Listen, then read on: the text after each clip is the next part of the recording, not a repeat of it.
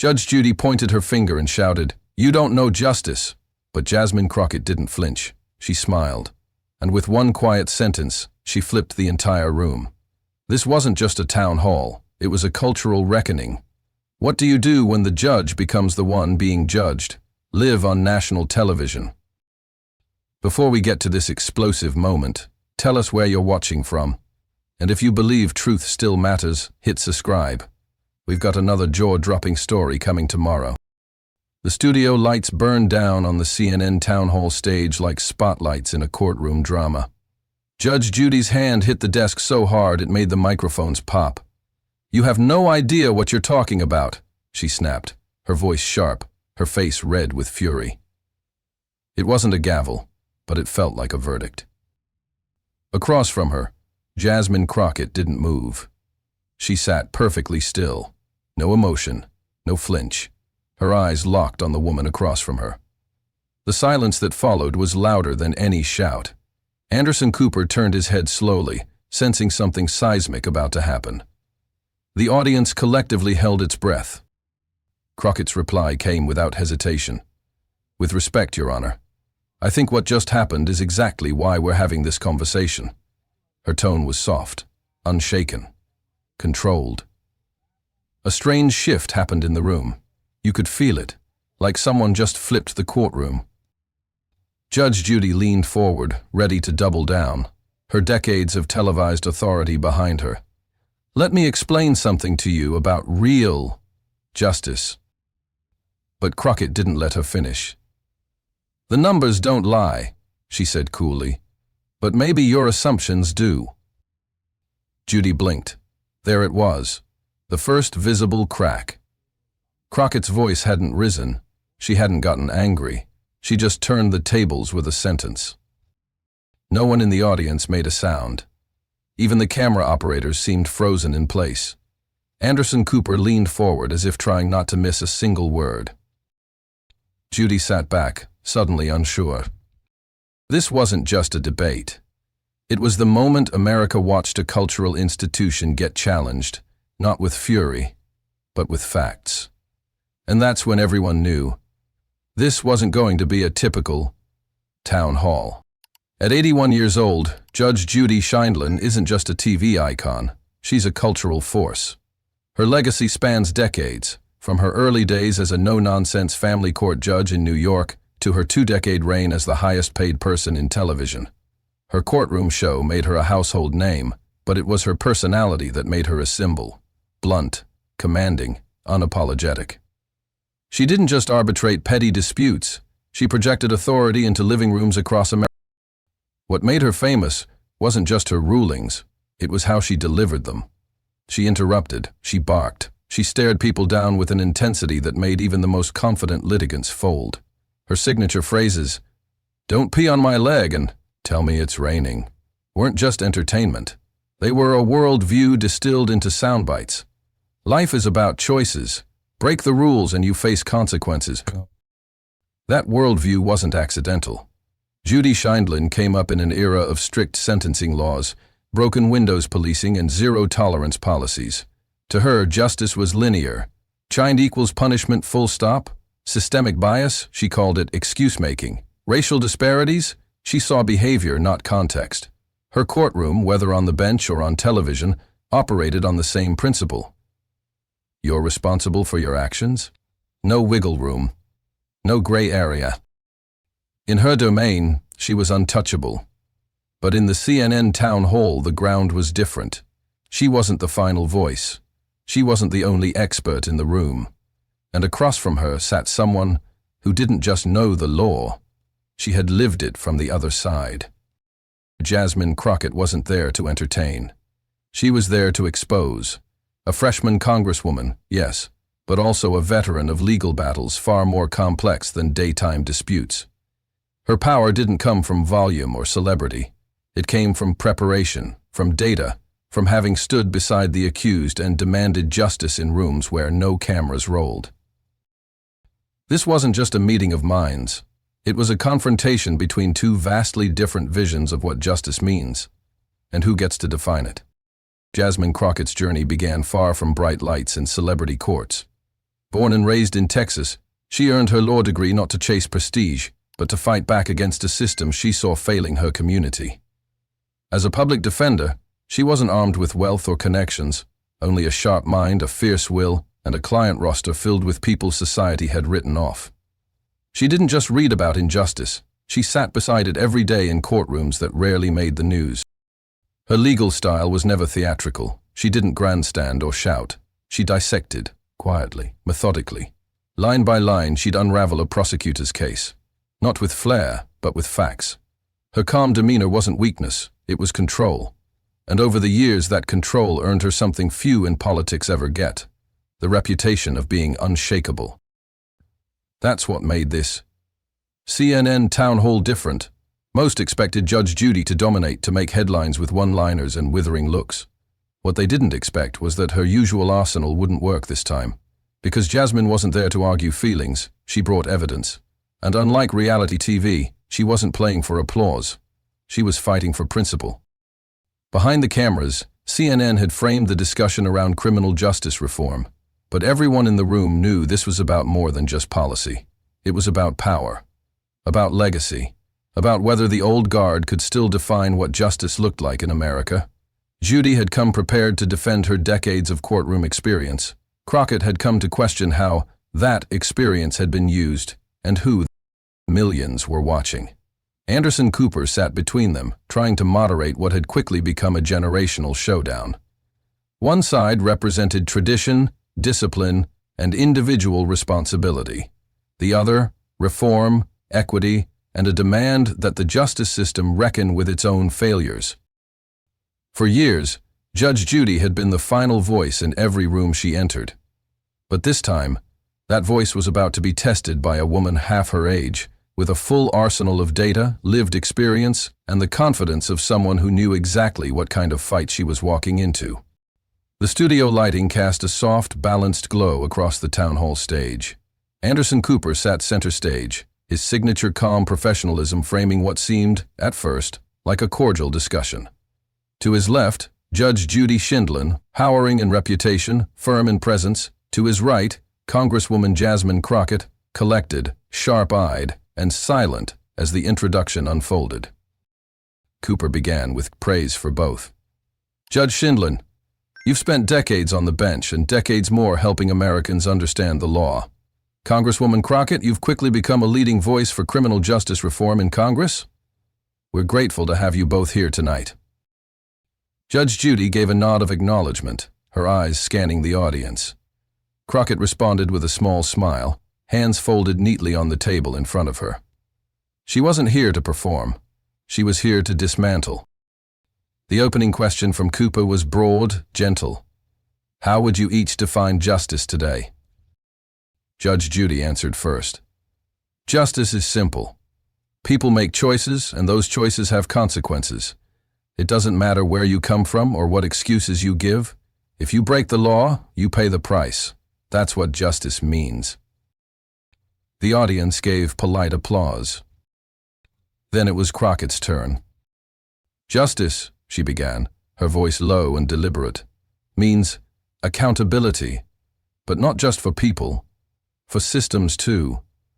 When the same communities keep getting punished more harshly for the same crimes, that's not just coincidence. That's design. The air shifted. A few murmurs ran through the crowd. Judge Judy's brow furrowed slightly. Cooper followed up. Congresswoman, are you suggesting the justice system is racist? Crockett didn't blink. Not suggesting. Stating, the data shows it. The Department of Justice shows it. Black Americans are more likely to be arrested, more likely to be charged, and more likely to receive longer sentences than white Americans, even when the crime is the same. Judge Judy's jaw tightened. Justice is blind, she interjected, cutting into the rhythm. I've been in courtrooms for 30 years. I never looked at color. I looked at behavior. Crockett nodded, but not in agreement. More like someone preparing to walk into a cross-examination. And yet, despite those intentions, we still see those disparities. That's not blindness, Your Honor. That's bias. The room stiffened. Judge Judy sat forward. Her voice rose. That's an excuse. Crime is crime. Some people choose to follow the law, and some people don't. Don't turn this into a pity party for criminals. Crockett stayed perfectly still. Her tone didn't rise. She didn't flinch. Then maybe explain why a black teen caught with a joint gets 5 years, while a white college student found with cocaine gets probation and a pat on the back. A long pause followed. Anderson Cooper looked between them, suddenly more observer than moderator. He knew they had crossed from conversation to confrontation, and this was only the beginning. Judge Judy's eyes narrowed.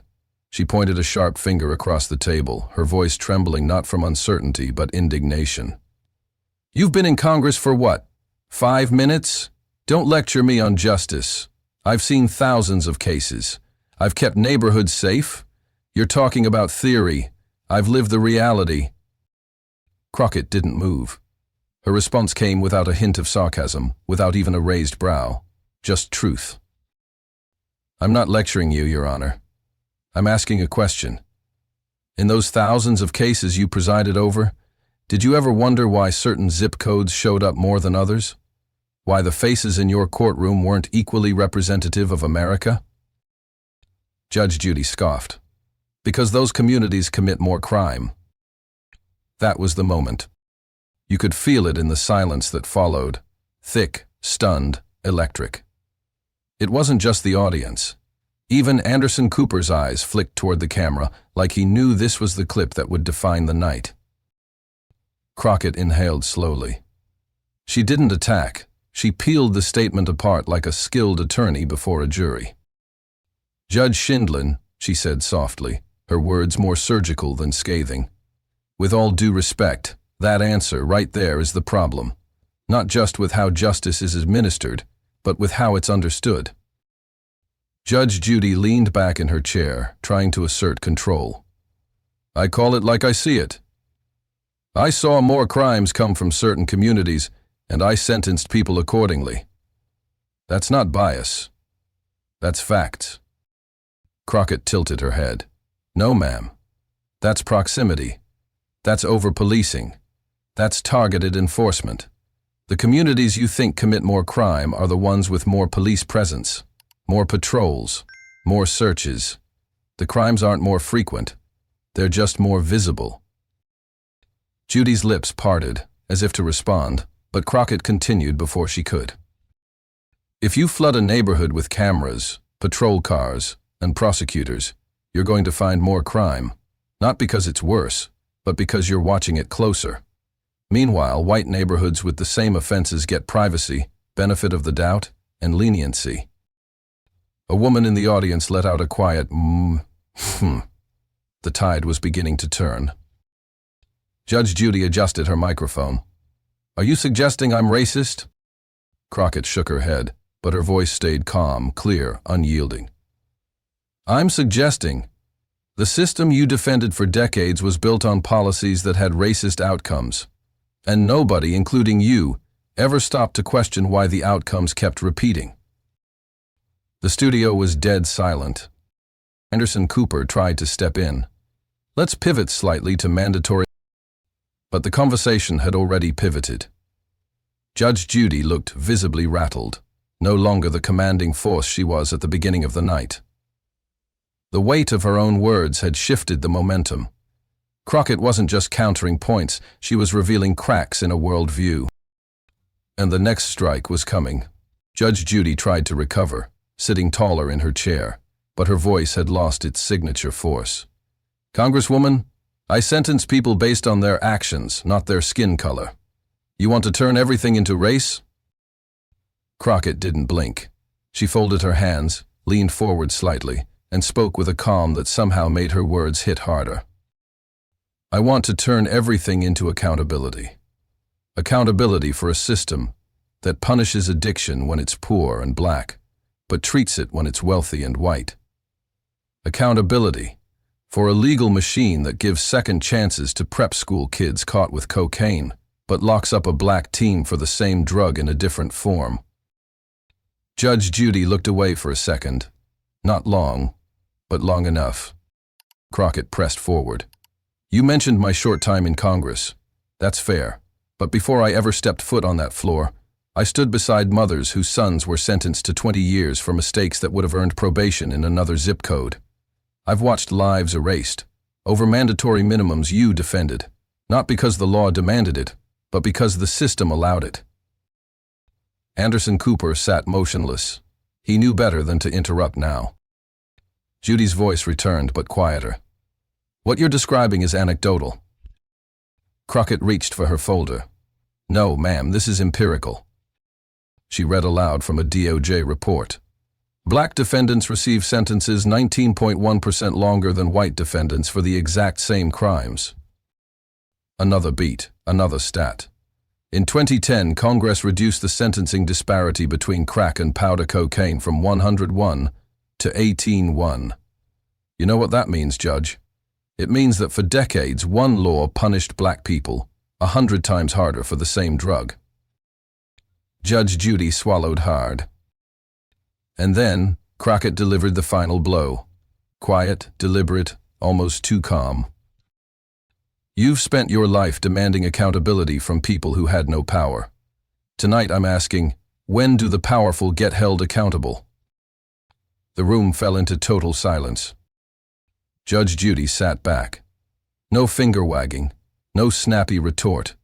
Just the realization that for the first time in her public life, she wasn't the one holding the gavel.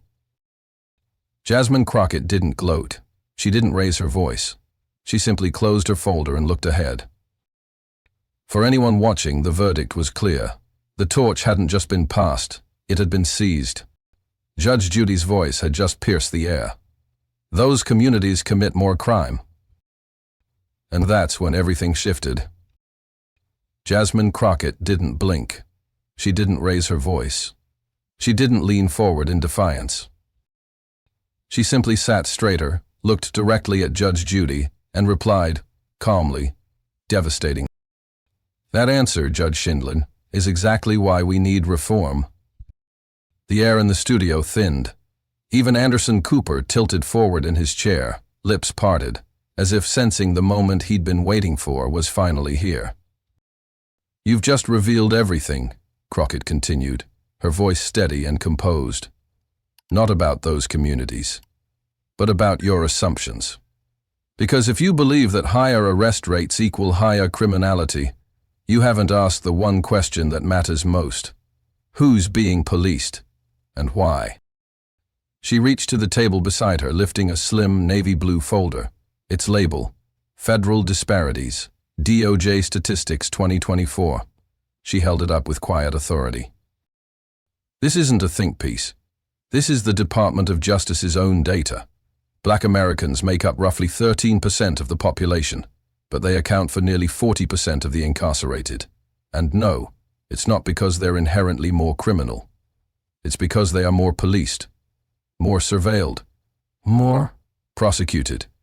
And when they are prosecuted, they are sentenced more harshly. She paused, letting it land.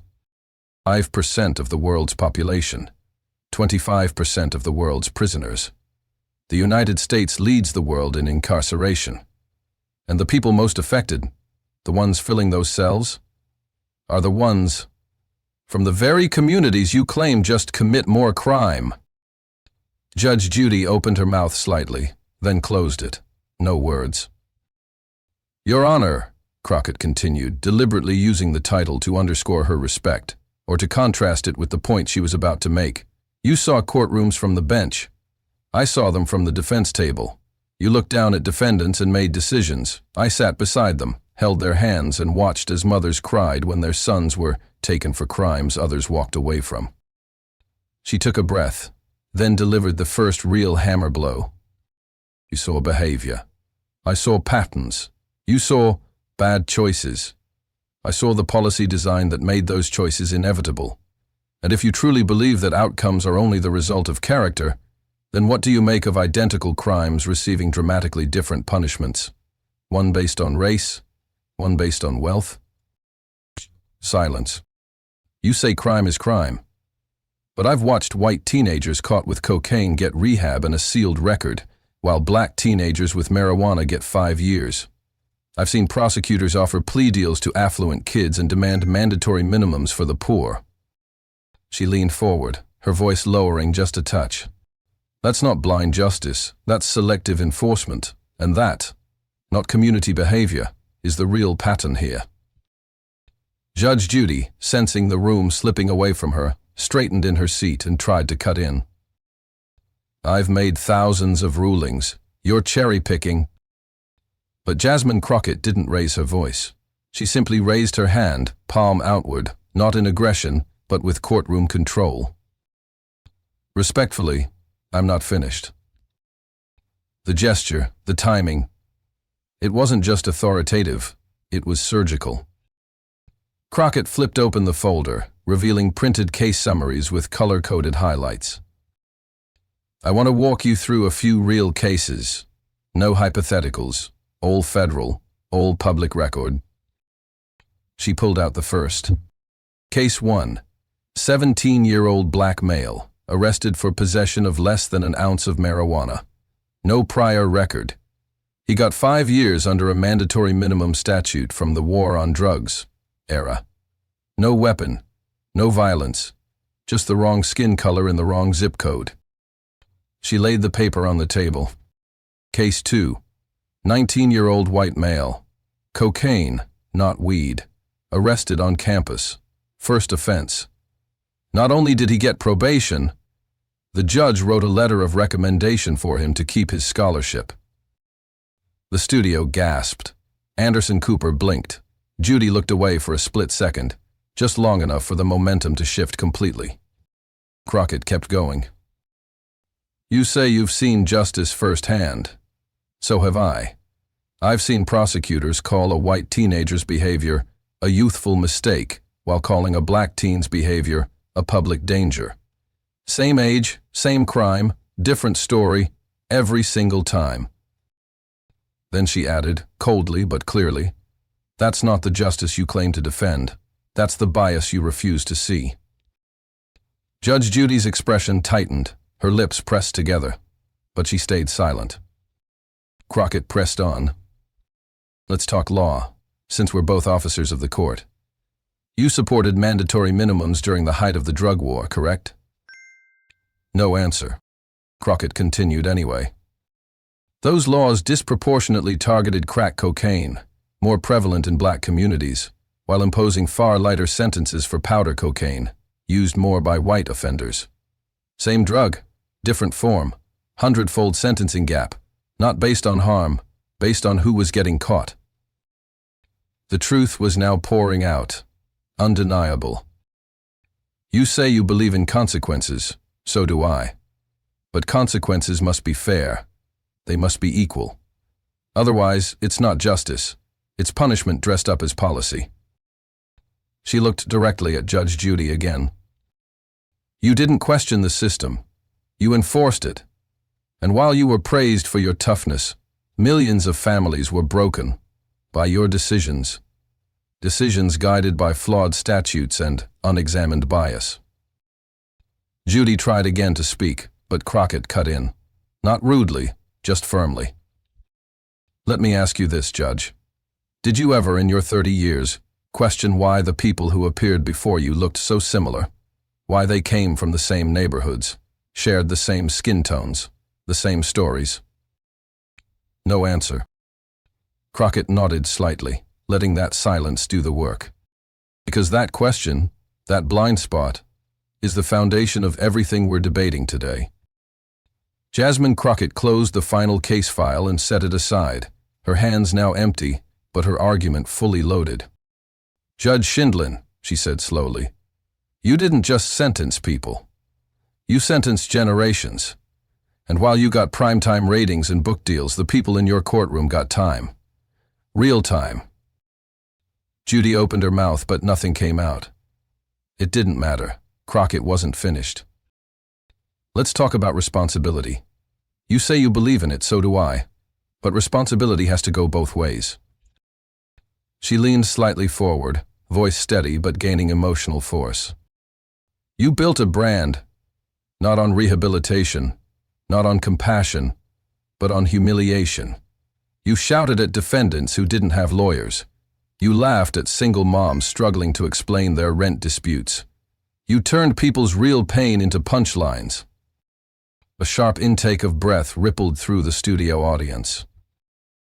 Anderson Cooper looked like he wanted to step in but thought better of it. The nation was watching, and nobody wanted to interrupt history. You say you're tough on crime, but let me ask you something. When was the last time you looked at the system that defines what crime is? Judy's face was pale now. Her hand, once tapping confidently on the desk, sat still. Litter.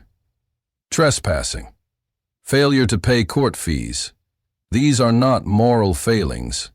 These are poverty traps, designed to keep people in cycles of debt, incarceration, and surveillance.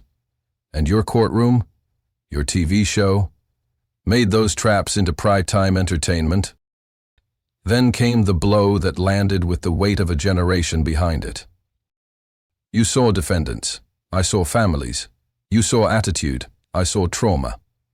You saw the system working. I saw it breaking people, over and over and over again. Crockett stood slowly, not as a stunt, not for drama, but to make it clear, this wasn't a debate anymore. It was a reckoning. Power doesn't make you right, Judge Shindlin. It just makes your mistakes harder to challenge. Judy's head dropped ever so slightly.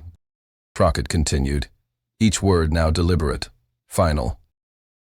I don't disrespect your years on the bench, but the question isn't how long you served.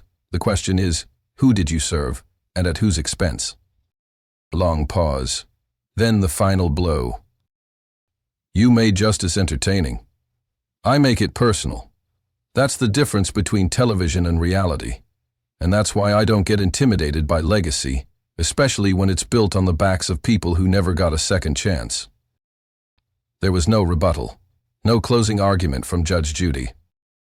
Just a camera capturing the moment she realized she'd lost control, not just of the room, but of the narrative. And in that silence, Crockett turned the tables, rewriting the rules of power, of truth, and of who gets the last word. The moment CNN cut to commercial, the internet lit up like a match dropped on dry grass. Within minutes, the hashtag Jasmine Destroys Judy surged to the top of X, formerly Twitter, then trended globally. But it wasn't just the hashtag. It was the soundbite that detonated across the internet. I don't fear bullies, no matter how famous they are. That just 10-second clip alone was viewed over 50 million times in just the first 24 hours. TikTok erupted with dramatic edits, slow-motion replays of Crockett's calm delivery, spliced with reaction shots of Judge Judy's stunned face. One viral TikTok used Mozart's Lacrimosa as the background score, with text overlays like, "This wasn't a debate, it was a demolition."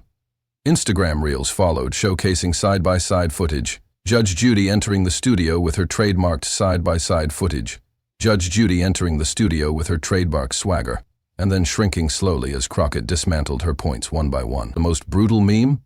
A split screen titled, "How It Started / How It Ended," showing Judy pointing her finger at Crockett on one side and then looking frozen, hands clasped tightly on the other.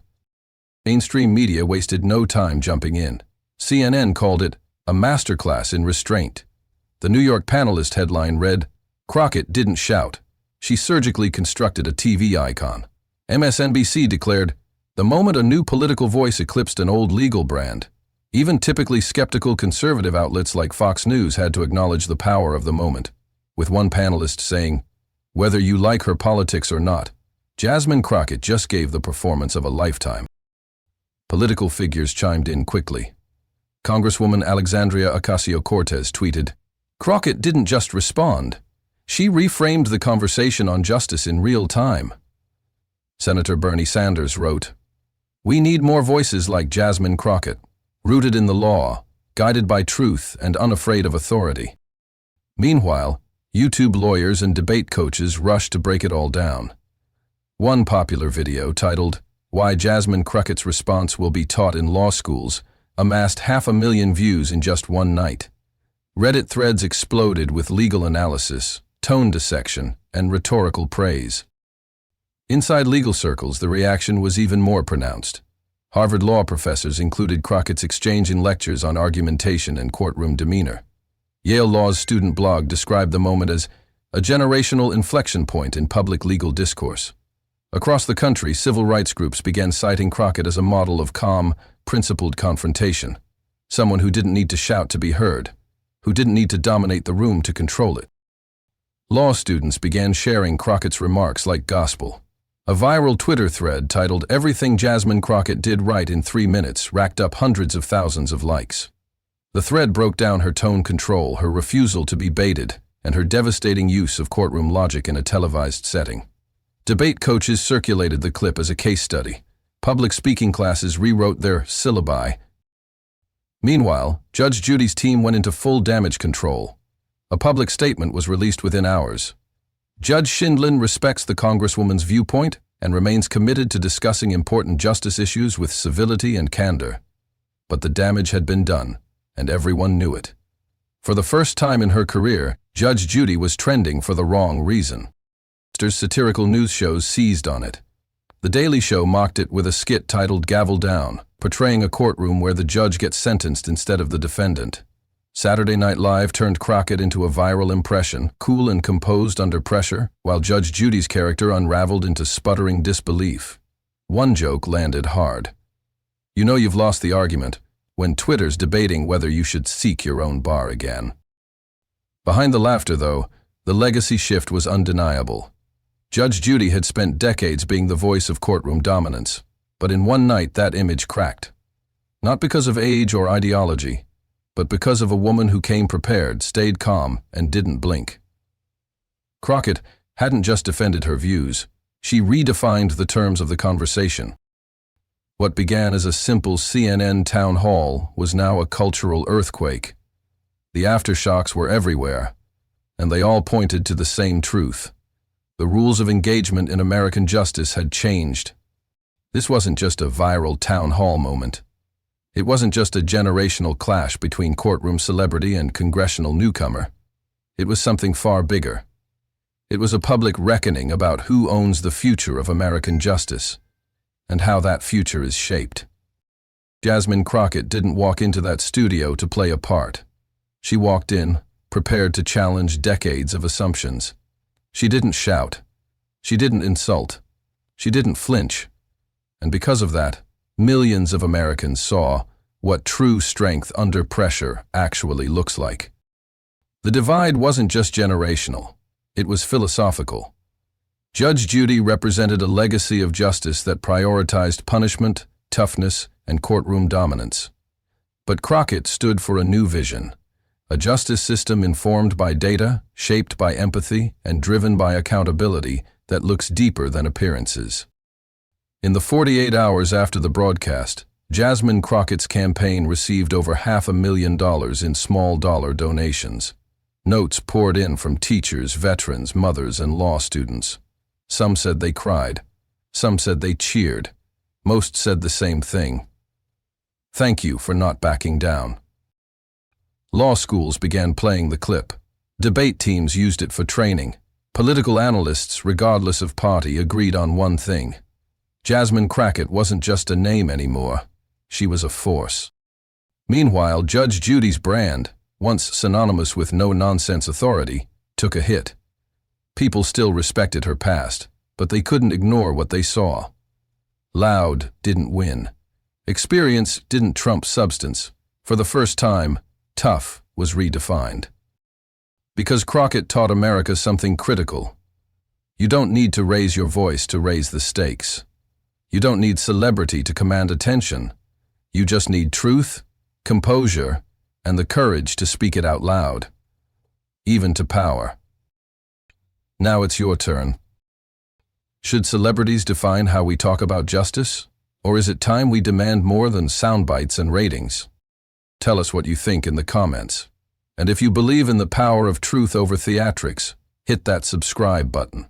Because next time, we're diving into a political meltdown you won't believe. One that makes this confrontation look like the warm-up. Stay tuned.